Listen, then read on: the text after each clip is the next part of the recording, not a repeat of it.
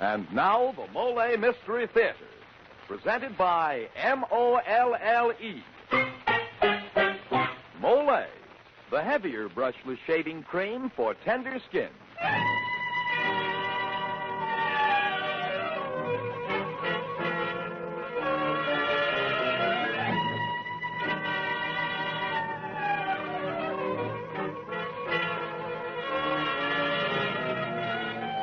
Good evening. This is Jeffrey Barnes, welcoming you to the Molle Mystery Theater, the program that presents the best in mystery and detective fiction. Tonight's play is a modern, hard-boiled detective adventure by Leslie T. White entitled Radio Patrol. One of your popular young radio stars, Richard Coogan, will be heard in the leading role. Radio Patrol is the story of a young police officer nicknamed Lucky, who discovers himself in a dilemma where he must apparently let an innocent man hang or see his entire career ruined. Say, Mr. Barnes, before the men in our audience learn all about Lucky, here's a word of advice inspired by Mr. Unlucky, the man who suffers from shaving tough whiskers. Men, heavy beards call for a heavy cream. That's why lots of men call for Molle, the heavier brushless shaving cream. Yes, sir, it's smooth, so smooth. It's slick, so slick. It's a smooth, slick shave you get with Molle. Molle, the heavier brushless shaving cream for heavy beards. So remember, if you have a wiry, hard-to-cut beard or a sensitive skin, the cream you need is Molle. Because it is a heavier cream, Molle not only softens your whiskers, it stands them up straight and lets your razor sail right through them. So you shave faster, closer, easier, and you shave painlessly with Molle, the heavier brushless shaving cream for heavy beards. Try it. Molle. And now for tonight's Molle Mystery starring Richard Coogan, Radio Patrol.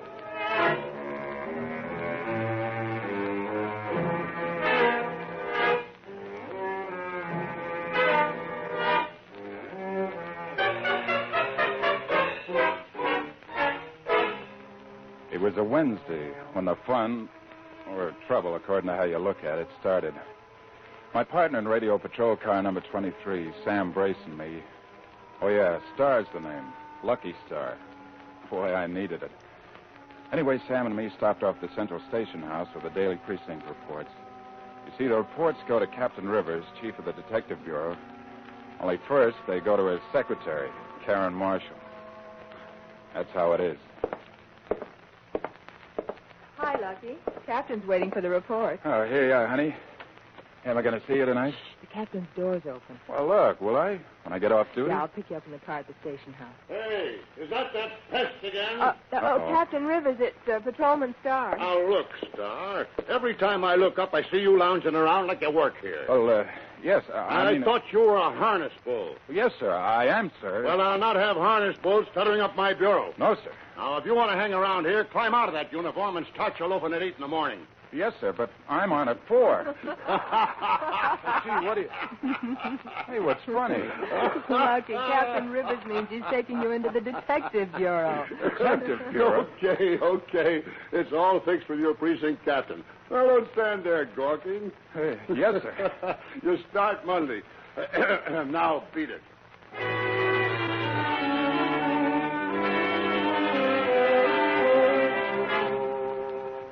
I was still walking on air when I got into the patrol car. I didn't say anything to Sam Brace right away because he's funny. I mean, if he thinks a guy's got any drag, well, you can't blame him. With all the rumors about grafts and patronage. Yeah, rumors. But Chet Sloan's death last year was no rumor. Sloan was put on as a special investigator. He's knocked off by Tony Jarko, a mug with a very nasty record. So I just sat there not saying anything, and finally Sam broke the ice. You're in a trance tonight. How do you take it? In the arm? How will you take it? Straight? Sure. Starting Monday, Sam. I work in plainclothes. Yeah? Let's have it, Sam. Lucky, it's swell. You got what it takes. Looks, ambition, friends. Gee, I'm just as surprised as you, I meant Sam. it, kid. You're put on the force by Alderman Terry Carmichael. You've been hiked by Captain Rivers. You can't miss. Wish you were coming with me, Sam. Not me. The prowl car's my speed. I got my pension to think of, and I want to live to collect it. A wife and 4 kids makes a difference. Single, you got the world by the tail. I'm going to be married, Sam. Oh, sure, the chief secretary. You'll do okay, Lucky. Calling car 23. That's Calling Inspector car Work. 23. Proceed. Rooming house 1267 Dock Street. 1267 Dock Street. Sick man. Repeat. Calling car 23. Car 2. That's the best thing about being a cop. You can always make a U-turn.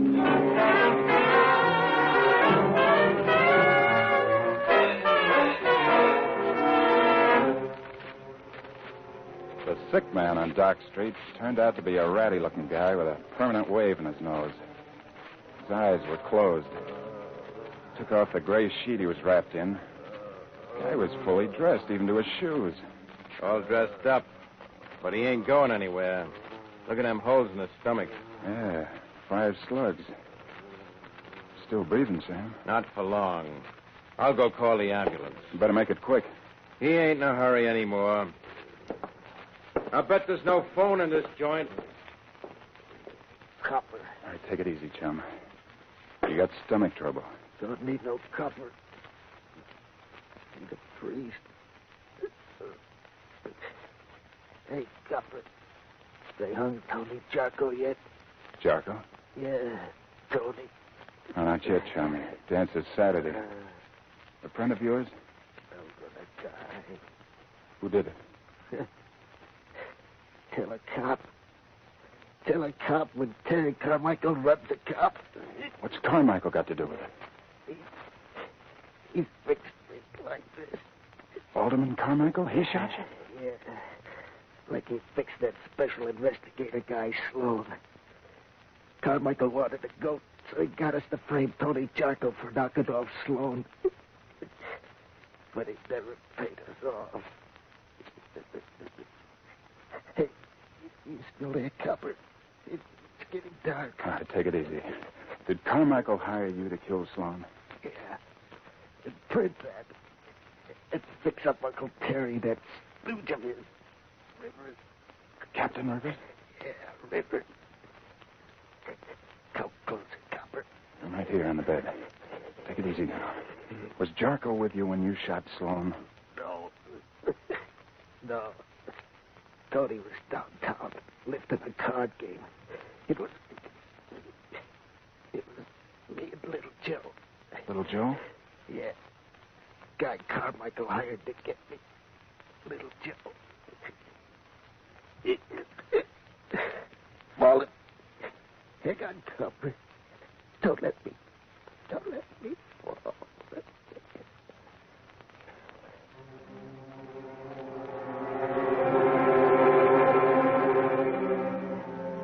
I pulled back the sheet.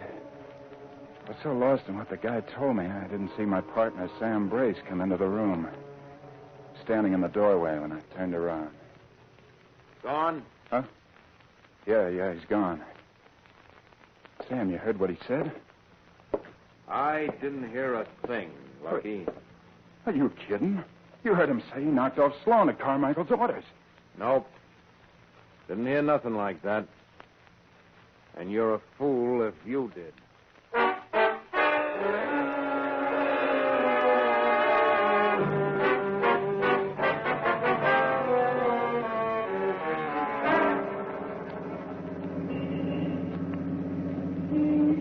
Now listen, Lucky, for the 3rd time, I'm telling you I'm not interested. But, Sam, they're going to hang Jarko for a killing this guy confessed to. Jarko's a rat. Well, okay, sure, but he didn't kill Sloan. And this guy did.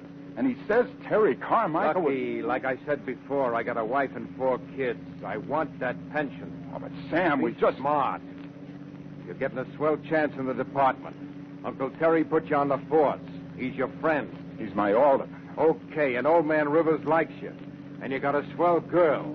Add it up. I have, Sam. But it doesn't come out that Jarko should hang for killing he didn't do. All right, chump. Blow your top, stir up a big smell. For what? Can you prove anything? Not yet, no. Have it your way.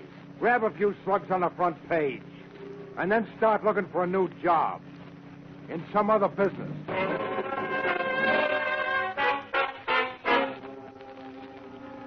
After that, he wouldn't talk.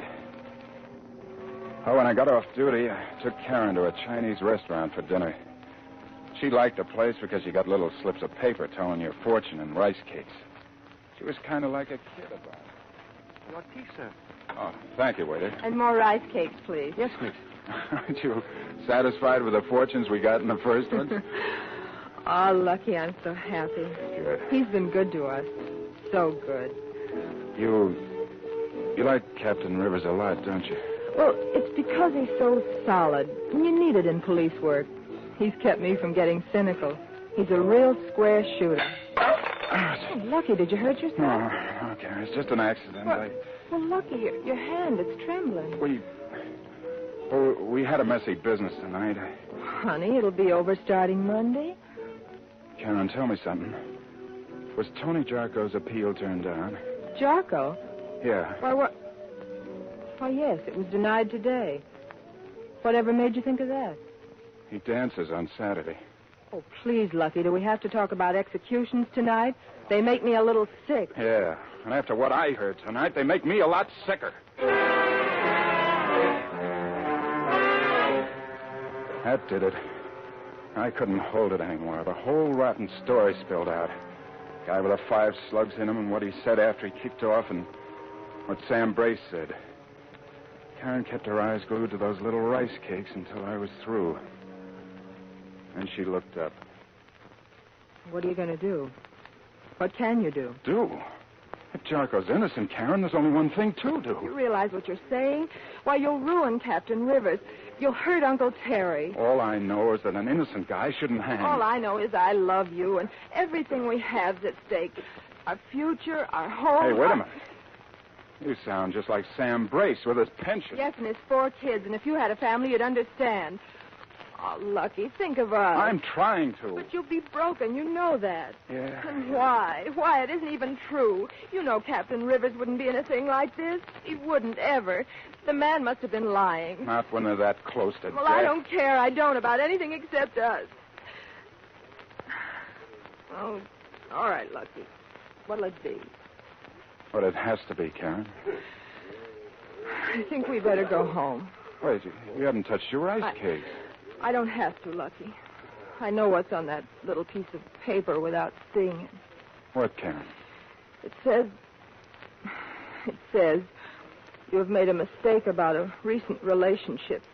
You'd better break it off before it's too late.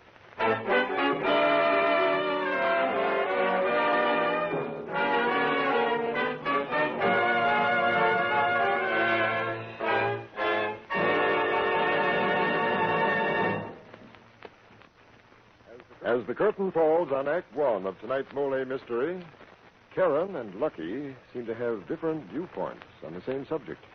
But then, as the old saying goes, true love never runs smooth. Isn't that right, Dan? Oh, maybe so, Mr. Barnes, but you know lots of men will say that love runs smoother when a man gets a clean shave every morning. Yes, sir, man, and that's the kind of a shave you get with Molle, the heavier brushless shaving cream for tender skins. Because Molle is heavier, it not only softens your whiskers, it stands them up straight, while your razor cuts them off smooth and slick. With Molle, you shave faster, closer, easier, and you shave painlessly. Try it. See if you don't say, it's smooth. So smooth. It's slick. So slick. It's a smooth, slick shave you get with M-O-L-L-E. Molle, the heavier brushless shaving cream for tender skins. And now this is Jeffrey Barnes returning you to Act 2 of Radio Patrol, starring Richard Coogan.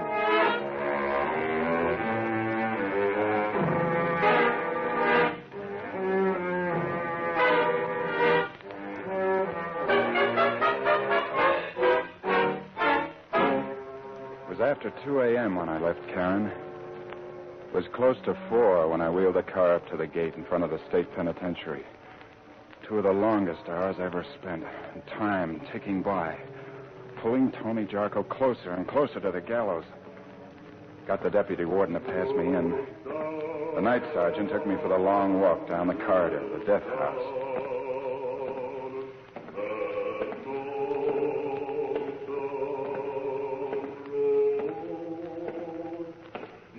That's a voice, all right. Well, he better do all his singing now.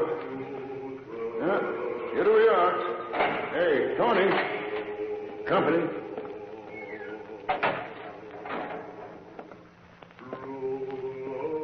Star's my name, Radio Patrol. My mouthpiece said not to talk. Your mouthpiece quit worrying about you. Look, Tony, you say you didn't knock off Sloan. Well, okay. Where were you when it happened? I was with friends. Okay, punk, go on and dance. I had a tip off you were heisting a card game, but if you'd rather dance... No, copper, no. Wait a minute. Well? Don't you see, I couldn't admit a stick-up, even for an alibi. It was a fourth offense. Life, it meant. Yeah? So the mouthpiece had to clam up and wait for a break. Great break you got. Now, what about a guy called Little Joe? Little Joe? Sure, copper, Little Joey Fay. He's the guy who tipped me off to the game. He's a pal. Oh, sure, some pal. Letting you burn for a murder he committed. What? He put 5 slugs into the stomach of another pal. Guy knocked off tonight. Guy called Brown. A ruddy little punk with a nose. That's lightweight. Used to be a fighter. Well, look, it's all in one package, Tony. Now, come on, spill it. What do you know about the Sloan killing? Nothing. I heard talk, all right. Lots of talk. But I don't know nothing. You wouldn't lie to me? Now? Listen, copper, I don't want to die, you hear? I don't want to die.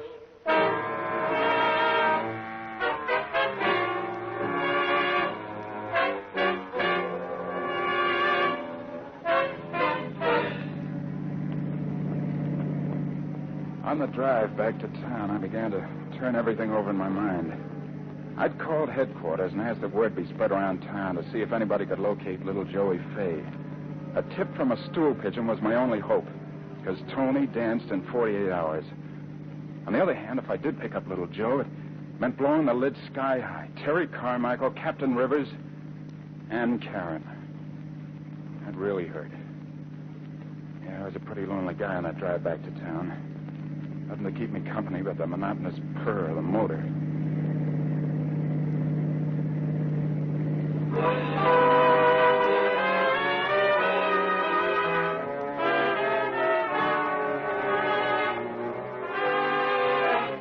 Then came Saturday night.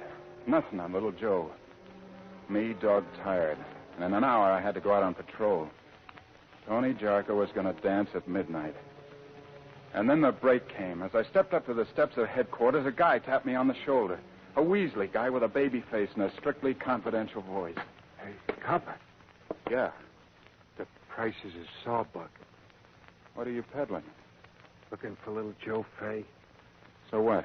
He's skipping town in about an hour. Still, so what? So he's going to stop off first and kiss his doll goodbye. Yeah? Look, I can't stand here under the streetlight. A sawbuck, copper. Okay. Here. Keep on. Tip Top Arms. Apartment 312.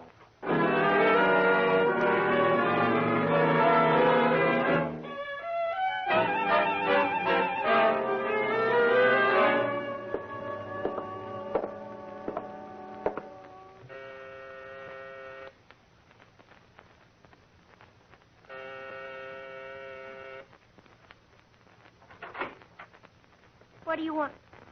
Out, copper, out. Say, please. Let him in, Angie. All right, copper, come on. Don't waste time drawing your rod. Put that piece of pipe away. Easy, copper. What are you looking around for? Little Joe. He ain't here. Yes, I am, honey. Joe, I thought... Don't think. Hello, copper. You look just like your pictures, Joe. The ones you saw couldn't have been very flattering. Well, Lucky, I hear you were looking for me. Get rid of the punk. Why, you Shut up, Eddie. He stays, Lucky. Okay. Lightweight was tougher than you thought, Joe. 5 slugs couldn't stop him from talking. I'll remember that. Can't you stop him from talking? We got places to go. Angel, your manners in front of strangers. Another thing, Joe. They're hanging Tony Jarko tomorrow. Sorry, Angel, but that ain't funny. Tell me, Lucky, is this Jarko a relative of yours? How about a sensible question? How about the train, Joe? I've never been on a real Pullman. I don't want to miss it. Quiet, Angel.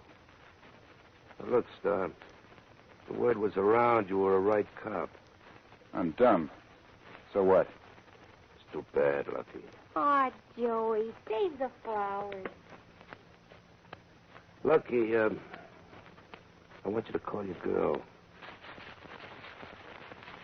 We're not talking to each other. Don't make trouble, Lucky. You gotta tell her you won't be in for a few days. She's to fix it with your captain. Hey, wait a minute. You can't swing that. The boys will start asking questions when I don't show up for duty. Uh-huh. But you forget, there's a woman in this case. There's always a woman. Come here, Angela. Me? Why? That's it, right here. Turn around, baby. Oh, my arm! Joe, what did I do? My arm! Sorry, Angel. You're a good girl. Oh. That was for our friend. Now, Lucky, we have to drag your girl down here. Okay. You win. What do I say? Lucky, you got any family? A brother, St. Louis. That'll do.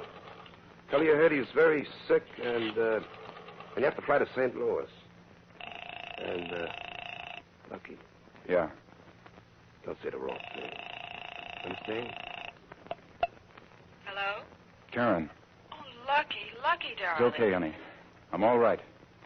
Now, listen. Yeah? I haven't got much time. I got to fly to St. Louis. My brother, Al. Al? Yeah, you know, Al in St. Louis. He's sick. He's very sick. I'm flying on the next plane. Honey, I want you to square it with the captain. But, Lucky, how long will you be gone? I don't know. 1 second, honey. You'll wire her from St. Louis. Karen, I'll wire you when I get there. Now, don't worry. Don't you worry, Lucky. I'll fix it all right. That's all. Hey, you should have let me say goodbye. Oh, you were breaking my heart. Angela, baby, throw some drinks together. It's 9 o'clock. In 3 hours, an old pal of mine up at the state pen does a little dance. After that, we'll see what we can do with this smart cop.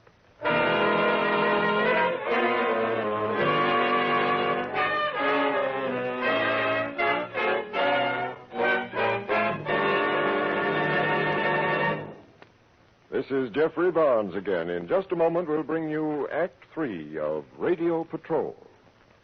If dandruff is spoiling the appearance of your hair, and you've been trying to combat it with little or no success, listen carefully. Many outstanding authorities say that the most common kind of dandruff is caused by a germ called Pityrosporum ovale. Now, ordinary dandruff-combating methods are no more effective for fighting this germ than plain water and brushing. For, like water, all they do is remove loose dandruff. To get real relief, this germ must be destroyed. Double danderine really works because double danderine actually kills this germ on contact. Even in many severe cases, results with double danderine have been remarkable. Now, the amazing effectiveness of double danderine is due to a special ingredient, an active antiseptic so wonderfully efficient many hospitals use it. In double danderine, we call it Alzan. So try double danderine and see if you don't agree that most ordinary methods can't compare with its dandruff-combating effectiveness. Get double danderine tomorrow. Your money back if not satisfied. And now this is Jeffrey Barnes returning you to the final act of tonight's play.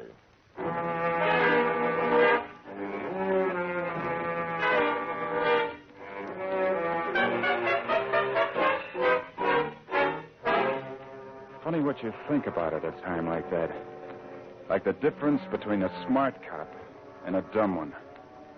A difference that hadn't been so obvious to me before.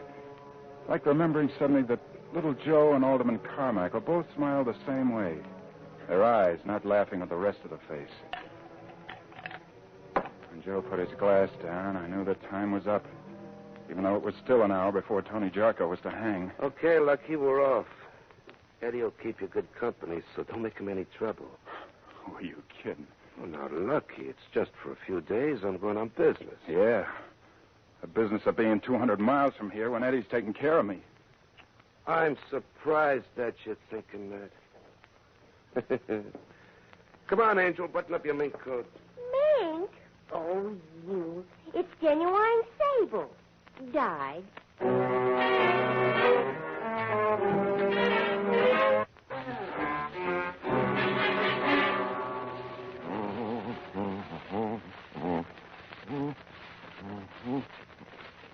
Okay. Hey, why clean the barrel now, Eddie? Just get dirty again. Quiet. I got to think. That's fine, Eddie. Oh, look, chew on this for a minute. The stoolie who tipped me about Joe being here, he got another fin for going to the station house and telling him I was coming over. Got it? What do you think I'm playing with this rod for? Practice? You mean... Wait a minute, Eddie. Wait a minute. You pull it now and you louse up Joe's alibi. Yeah? Yeah, sure. Don't you see? The whole idea was for him to be hundreds of miles away when you take care of me. His whole idea. Only he should have thought of that when he copped Angie from off of me. Well, yeah, but listen, Eddie. He can't. He can't. Don't you see? The boys will be here any minute. Save the corn, chump. Listen, what you got on me, I ain't waiting around. And if that louses up Joe's alibi, well, let him cry about it. Angie and me'll send him flowers and a pen. Okay, copper. Better close your eyes. Eddie, you've got to listen. Someone in the hall. Shut up. We'll wait. Coming closer. Joe. Gee, Joe, did you forget something? Joe, I was just cleaning the rod. I swear, Joe. Joe, on your hands. What's that? Bracelets. Watch this gun, Lucky. Sam. I'm back, copper. You stand back, Eddie. It's out in this league. Look out, Lucky. He's going for it on the floor. Oh, no, he isn't. Not anymore, he ain't.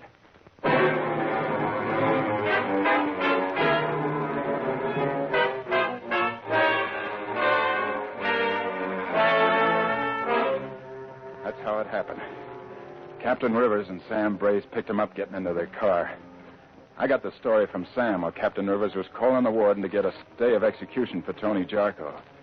You see, Karen had gone and dumped the whole thing in the captain's lap. He blew up. Said he'd personally go after Alderman Carmichael if he could find one reliable witness. Yes, sir. Sure felt good knowing the old man was on the square. It felt awful good looking at Sam's leathery old puss and watching it slowly crack into a smile. All right, kid? Fine. Gee, Sam, you sure got here quick. Yeah, I was with the old man when your call to Karen came in. Number 23 was parked at the curb. Here we are. Hey, Copper. Oh, he talks. What is it, punk? Just out of curiosity, how'd you find this place? Let me tell him, Sam. A smart punk like little Joe never heard of tracing calls? No, quit kidding. What I want to know is why the call was traced in the first place. Listen, Joe. It just happens that I don't have a brother in St. Louis or anywhere else. And even if I did, you can bet his name wouldn't be Al. What? Why? Because my name's Al. What? Well, so your girl smelled trouble, huh? Right. Neat, huh? There I was telling you to remember, and I forgot. Forgot? What? The woman in the case. There's always a woman.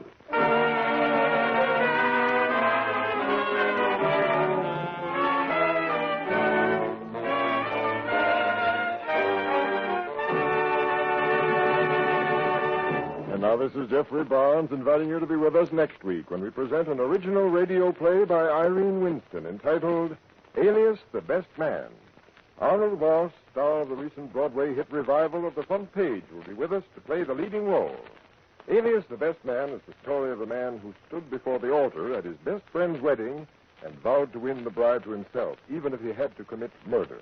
A strange and bizarre story of a strange man.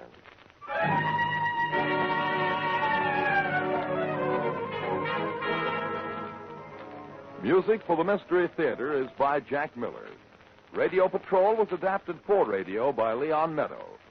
This is Dan Seymour saying goodnight until next Friday at this same time, when the Mystery Theater presents Alias the Best Man, starring Arnold Moss.